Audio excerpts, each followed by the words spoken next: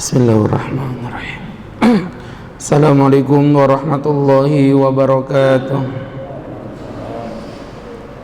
Alhamdulillah, alhamdulillahilladzi ghamara safwata ibadihi bila ta'ifi taksisin taulan wa imtinana wa allafa baina qulubina fa asbahna bi ni'matihi ikhwana wa naza'al ghilla min sudurina fadilna fid dunya asdiqa'a wa ikhwana wa fil akhirati rufaqa'a wa khillana. Allahumma salli wa sallim wa barik ala rasulillah Muhammad ibn Abdillah wa ala alihi wa sahbihi wa mawala bi ihsanin ila yaumil qiyamah. Amma ba'du, fa ya ayyuhal hadirun wal mustami'un al kiram, bapak-bapak, ibu-ibu, jamaah kaum muslimin wal muslimat rahimani wa rahimakumullahu jami'an. Alhamdulillah, pertama-tama dan yang paling utama, marilah kita panjatkan puja dan puji syukur atas nikmat yang tak terukur dari Sang Ilahi Rabbul Ghafur, yang mana Allah masih berkenan memberikan kenikmatan, baik nikmat iman maupun nikmat hidayah, sehingga kita dapat kembali berkumpul dalam majelis ilmu yang penuh barokah di Masjid Jami As-Salam yang kita cintai dan kita banggakan ini. Sahabat-sahabatku yang dirahmati Allah, kembali melanjutkan kumpulan dosa-dosa besar. Pada hari ini insyaallah kita akan melanjutkan dalam kajian dosa besar, yaitu al-khamru, syurbul khamr, yaitu hukum daripada mengkonsumsi dari minuman-minuman keras. Jelas hukumnya adalah haram, dan kita ketahui bagaimana Allah Subhanahu wa taala pun dengan tegas mengharamkannya. Bahkan kalau kita merujuk dalam periwayatan atau dalam sejarah pengharaman khamar, ini sampai turun dalam 3 level, Pak. Dan setahu kami tidak ada yang bisa mengalahkan ini kecuali riba. Riba 4 level. Artinya ayat itu turun secara tadrij, step by step, itu sampai pada 3 level. Ayat riba 4 level. Jadi artinya tidak langsung tiba-tiba ujuk-ujuk diharamkan, tapi pengharamannya step by step. Ya, dalam ayat riba 4 kali, sedangkan di dalam ayat khamar 3 kali. Di ayat khamar sendiri Allah Subhanahu wa taala mengharamkan dengan yang pertama, yaitu dijijikkan terlebih dahulu. Jadi belum diharamkan. Yas'alunaka 'anil khamri wal maisir, mereka bertanya kepadamu khamar dan perjudian. Qul fihima itsmun kabir, kata Allah. Katakan di dalam khamar dan perjudian itu terdapat mudarat yang besar. Tapi Allah mengakui wa manafi'un linnas, terdapat manfaat bagi manusia. Jadi Allah mengakui khamar itu ada manfaatnya. Wa itsmuhuma akbaru min naf'ihima, dan sungguh dosanya tetapi lebih besar dibandingkan dengan manfaatnya. Di ayat ini kata para ulama belum mengharamkan, Allah hanya memberitahu bahwa manfaatnya di khamar ada, mudaratnya di khamar ada, dan orang yang cerdas pasti akan berpikir mana yang lebih dominan, itu yang mengambil hukum, dan ternyata yang lebih dominan adalah mudaratnya. Nah, di ayat ini waktu itu para sahabat masih mengkonsumsi minuman-minuman keras. Karena ayat ini bukan ayat pengharaman, itu yang pertama. Setelah itu turunlah ayat yang kedua. Ya ayyuhalladzina amanu, hai orang yang beriman, la taqrabus salat,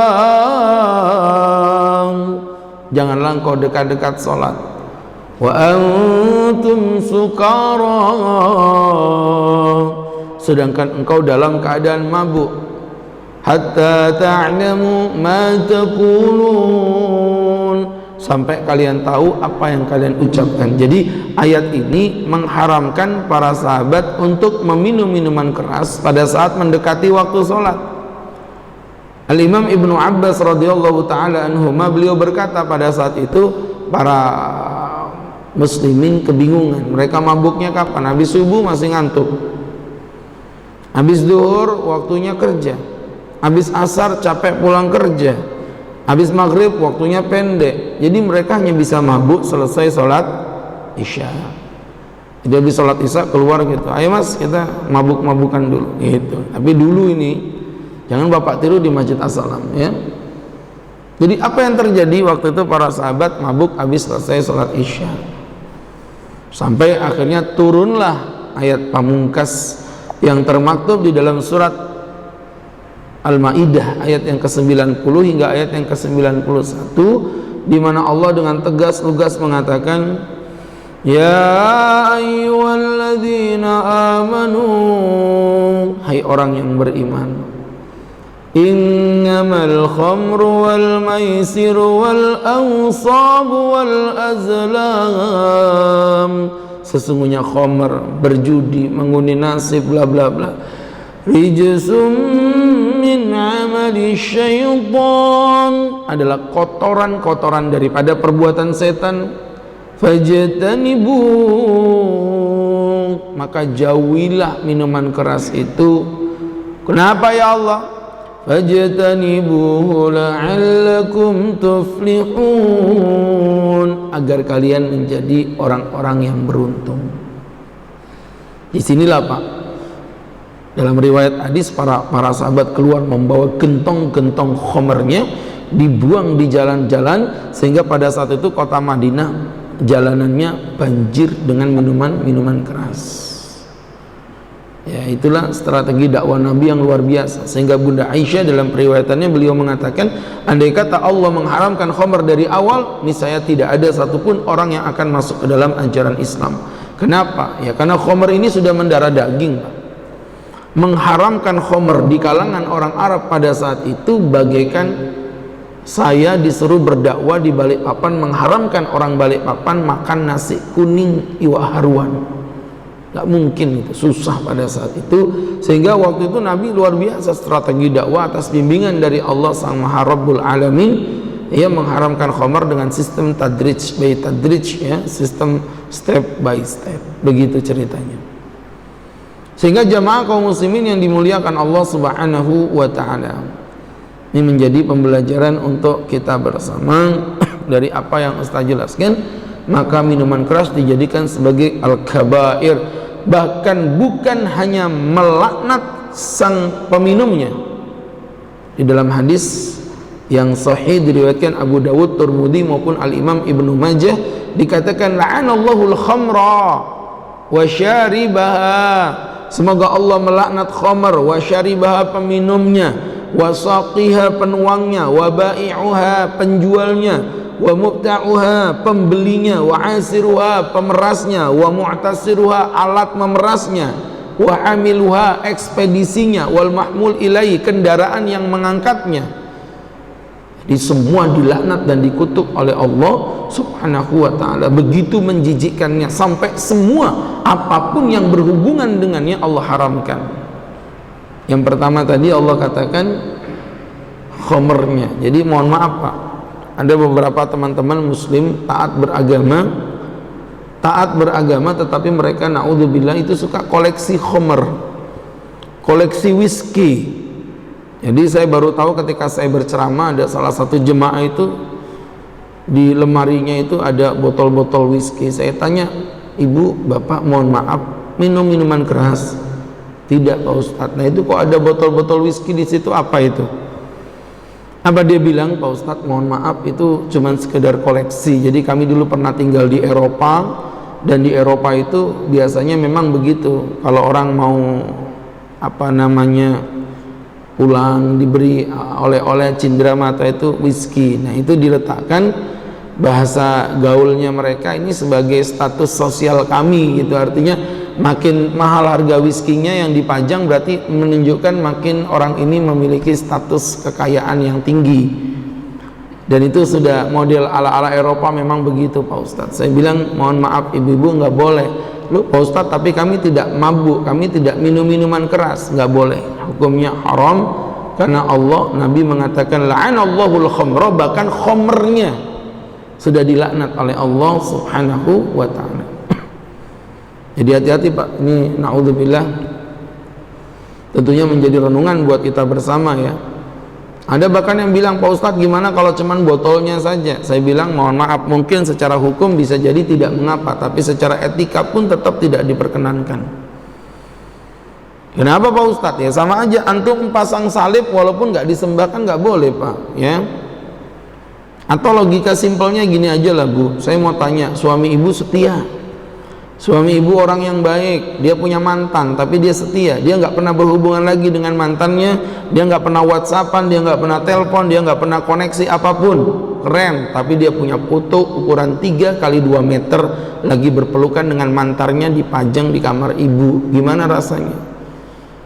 Ya nggak mau tat, lu kan tapi suami ibu nggak ngapa-ngapain, ya nggak mau tat. Nah sama seperti itu, ada ghirah, kecemburuan terhadap hukum Allah. Gimana umat Islam meletakkan perkara-perkara yang menyerupai kebiasaan orang kafir saja kita nggak boleh. Man tasyabbaha biqaumin fahuwa minhum, siapa yang menyerupai suatu kaum mereka adalah bagian dari kaum itu. Apalagi naudzubillah ini khamar, sesuatu yang sebenarnya diharamkan menurut seluruh agama. Ya, adapun terjadi penyelewengan dalam prakteknya itu orangnya, bukan agamanya. Ini mengenai tentang yang pertama. Kemudian wasyaribah, peminumnya wajar, wasaqiyah, penuangnya, itu apa yang kerja di apa namanya diskotik ya Pak, bagian penuang khamar itu ya, walaupun dia nggak mabuk hukumnya tetap haram. Wasyaribah, peminumnya, wasaqiyah, penuangnya, wabai'uha, penjualnya. Ada jemaah berjilbab, berhijab, dia cerita dia kerja dengan seorang Chinese yang menjual minuman keras. Jadi dia menjual minuman keras, saya bilang nggak bisa Bu, hukumnya haram. Tapi saya nggak mabuk tat, saya cuma jualan doang. Tetap nggak diperbolehkan, hukumnya adalah dosa ya. Kemudian wa mubta'iha, dan juga pembelinya. Nah ini kemarin ada orang punya teman dulu pernah tinggal di Balikpapan, orang bule Pak, tinggal tahunan, kemudian karena perusahaan sudah tutup, akhirnya bule ini dipulangkan lagi ke negerinya sana. Dia telepon sama jemaah kita tadi, ya kamu masih di Balikpapan? Iya, aku kangen banget sama Bir Bintang ini. Ya kan di Eropa udah lama nggak minum minuman seperti ala-ala khas Indonesia, bisa nggak belikan nanti kirimkan ke tempat kami? Saya bilang nggak bisa Mas, hukumnya haram.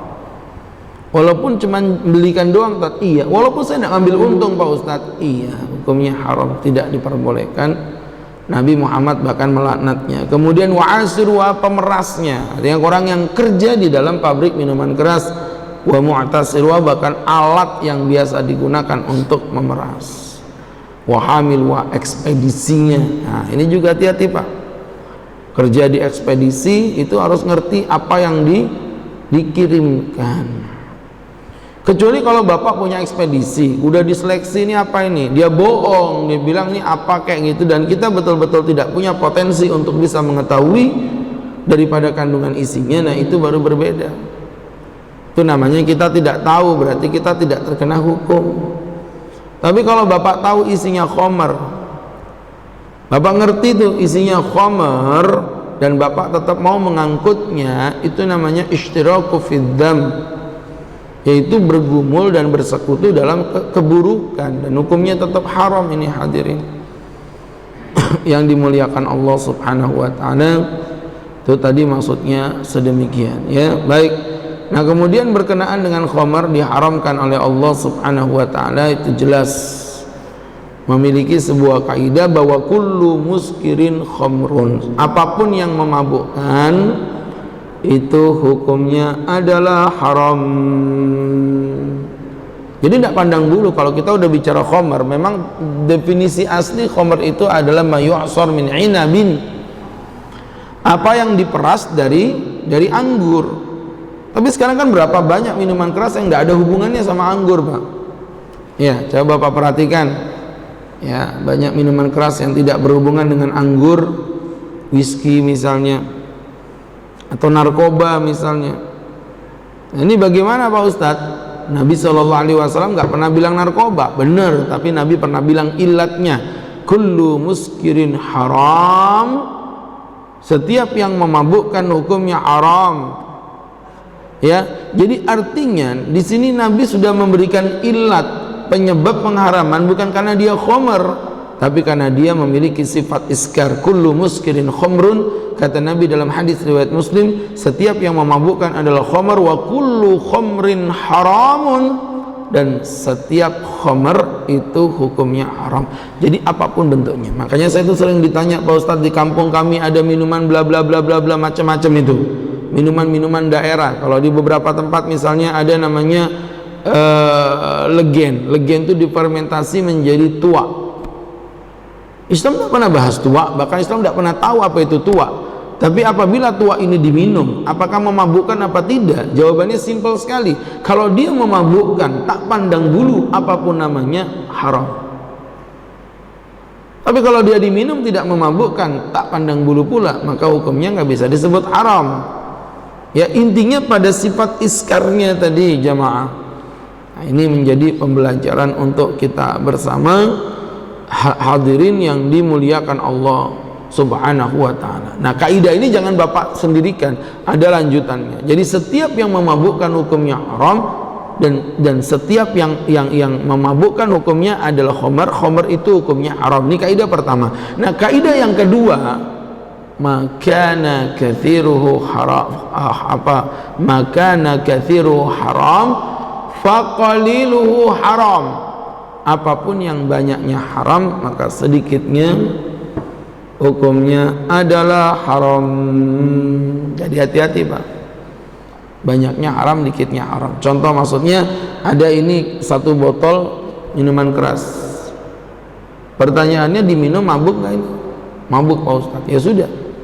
Maka kalau satu botol ini hukumnya adalah memabukkan, walaupun sedikitnya tidak memabukkan, hukumnya tetap haram.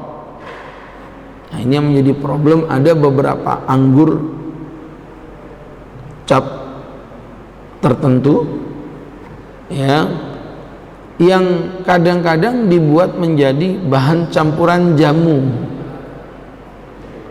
Saya bilang, udahlah, intinya aja saya mau tanya, itu anggur diminum sebotol bagi orang yang normal mabuk nggak?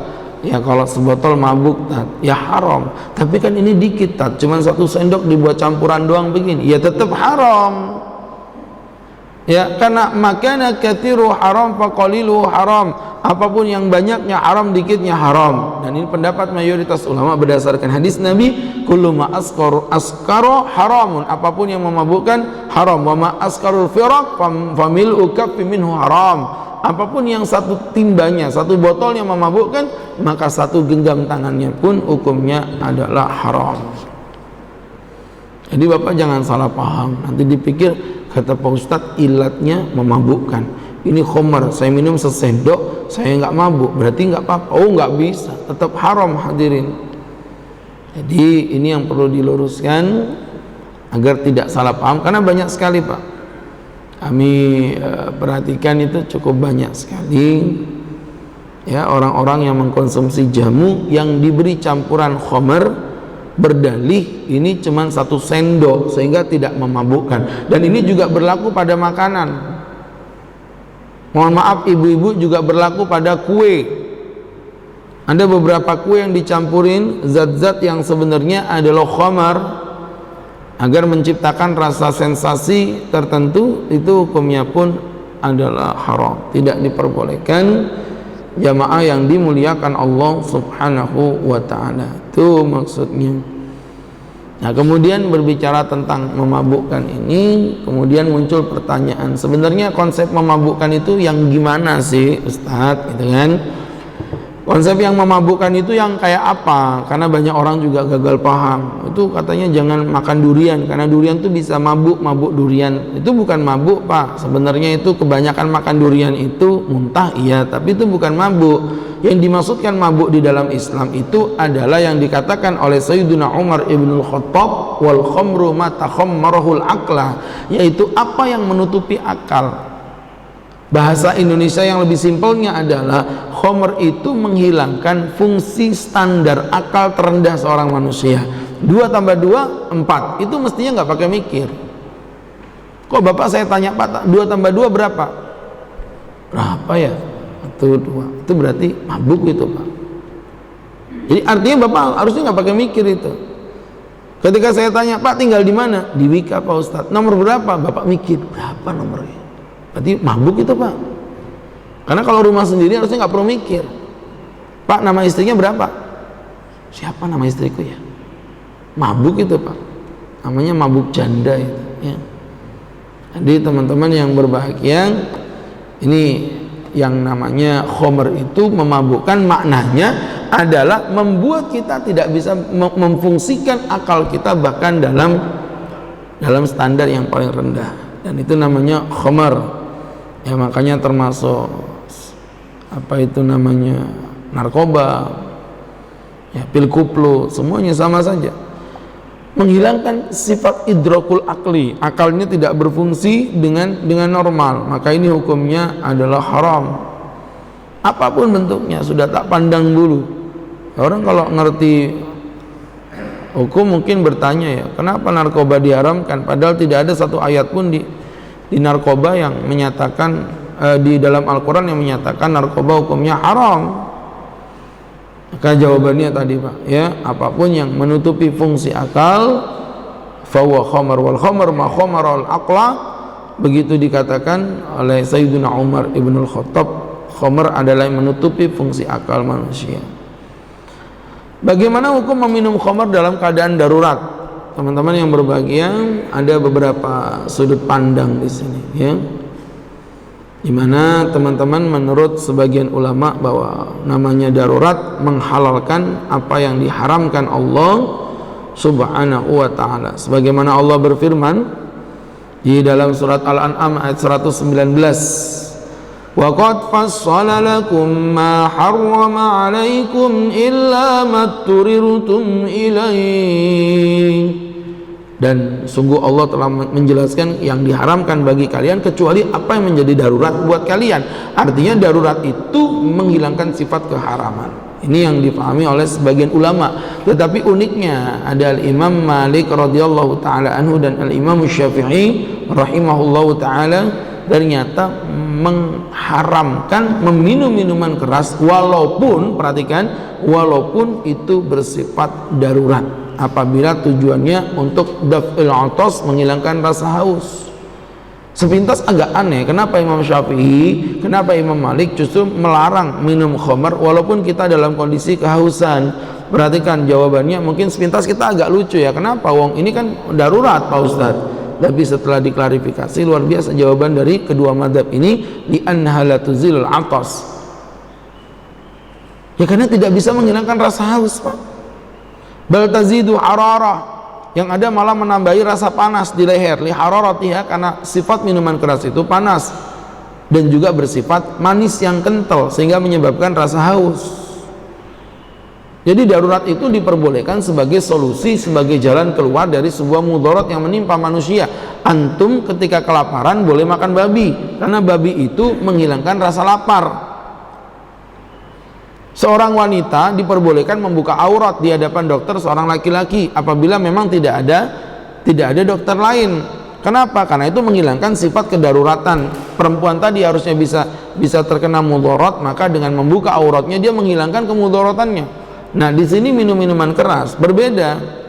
Kita kehausan kemudian minum minuman keras, yang ada bukan menghilangkan rasa haus, malah menimbulkan rasa haus yang dahaga. Nah, disitulah sehingga mayoritas ulama tadi dari kalangan Imam Syafi'i maupun Imam Malik menyatakan tidak diperbolehkan. Wallahu ta'ala a'lam bishawab.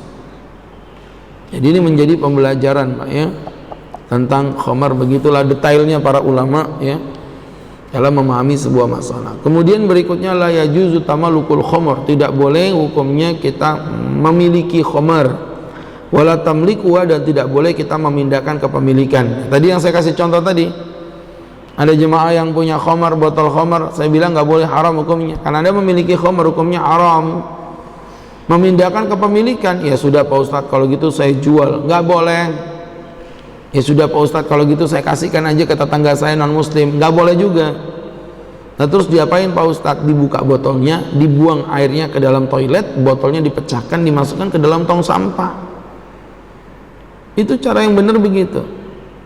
Rasulullah SAW, innalladzi harrama syurbuha harrama Aha.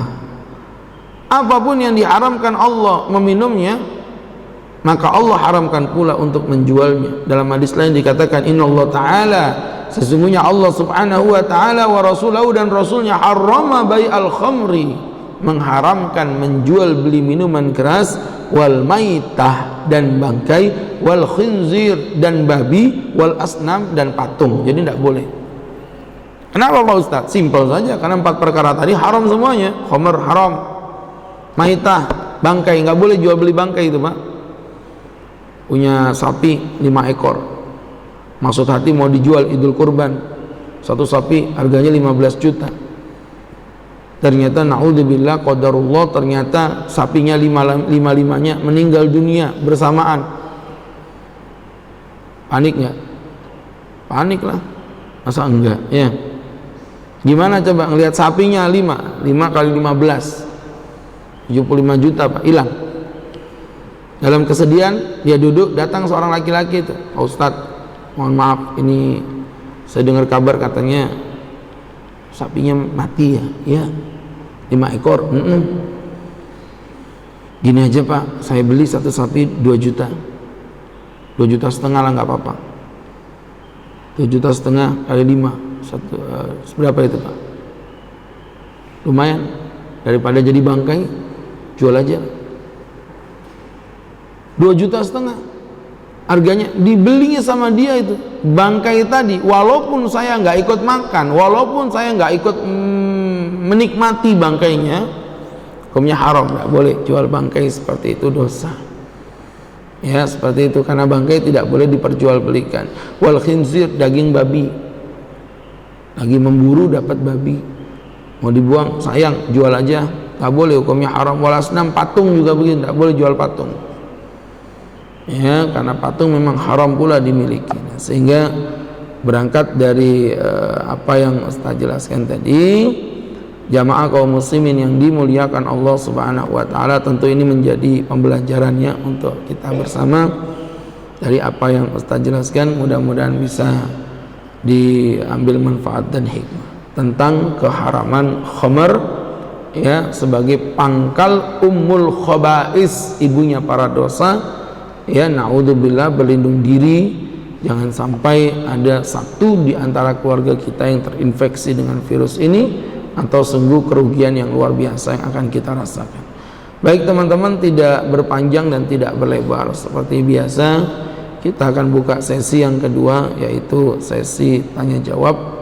Untuk itu kami persilakan buat teman-teman yang mau bertanya, silakan Pak, baik berkaitan tema maupun di luar tema.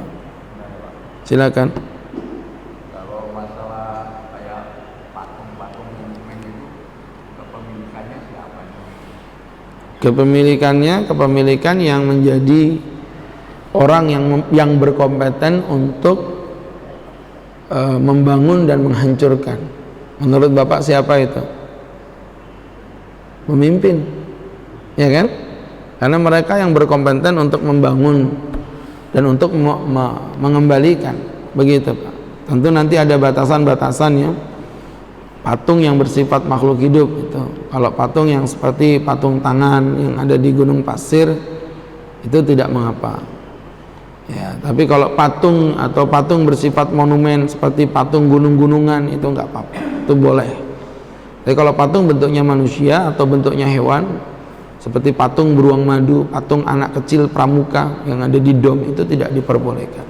Kalau Bapak tanya siapa yang dosa, ya siapa yang memiliki wewenang untuk membangun dan wewenang untuk menghancurkannya, itu tentu adalah orang yang memiliki kekuasaan di kota ini. Seperti itu. Baik, ada yang lain? Ya.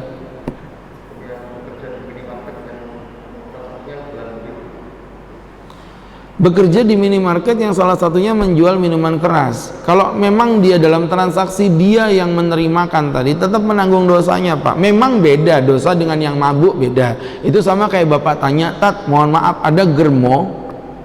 Tahu germo Pak ya? Germo, tapi germo yang solih, germo yang istiqamah. Ngerti nggak sih? Emang ada Tat? Ya ada aja. Jadi dia tuh suka mencarikan pasangan laki perempuan, tapi dia nggak mau zina Pak. nggak mau zina dia. Bisa jadi faktornya bukan faktor masalah agama, tapi kesetiaan dia dengan istrinya. Misal contoh, kan gitu. Misal contoh dia setia dengan istrinya, dia nggak mau berzina. Oke, itu keren, itu bagus sudah. Nah, problemnya adalah apakah germo itu nggak berdosa? Ya dosa lah. Terus apakah dosanya sama dengan yang berzina? Ya beda lah, sama kayak begitu. Maka penjual khamar tadi yang bekerja di minimarket, apakah dia sama dengan yang pemabuknya? Beda. Pemabuknya itu dosanya lebih besar. Tapi ketika dia menjual itu ya hukumnya, mohon maaf teman-teman yang berbahagia, yang dimuliakan Allah, hukumnya haram. Kalau dia bisa menghindar, hindari. Tapi kalau emang itu harus dan dia tidak bisa menghindar, maka tidak ada solusi kecuali keluar dari tempat tersebut. Gitu loh Pak. Jadi kerja itu, teman-teman yang berbahagia, bukan makna kemudian dengan bekerja itu apapun hukum syariat bisa kita terabas gitu, nggak bisa. Terus di mana iman kita? Wa mal hayatud dunya wa mal hayatud dunya wa mal hayatud dunya illa mata'ul ghurur. Dan tidaklah kenikmatan dunia melainkan kenikmatan yang menipu. Begitu kata Allah.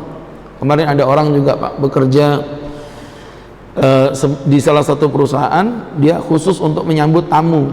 Nah problemnya bos-bos dari Jakarta tuh kalau ke Balikpapan mesti ngambilnya Jumat Sabtu Minggu. Jumat pagi datang gitu kan. Nah ini mereka ini bingung, kenapa? Karena dia harus nemenin bosnya ini di hotel, itu pas jam siang itu harus stay di situ. Jadi mereka nggak bisa sholat Jumat. Saya bilang nggak bisa Kak, izin sebentar aja minimal, kalaupun nggak bisa dengar khutbahnya, minimal ikut sholat Jumatannya aja, 2 rakaat itu aja. Nggak bisa Pak Ustadz. Kalau begitu keluar, nggak ada lagi jalan lain. Ya, nggak ada lagi jalan lain. Hadirin, bagaimana seperti yang tadi antum sampaikan juga tentang menjual khamar. Kalau itu memang harus dilakukan dan Anda menjadi orang yang menjualnya, tetap tidak diperbolehkan dan hukumnya adalah haram. Baik, ada yang lain? Tidak ada?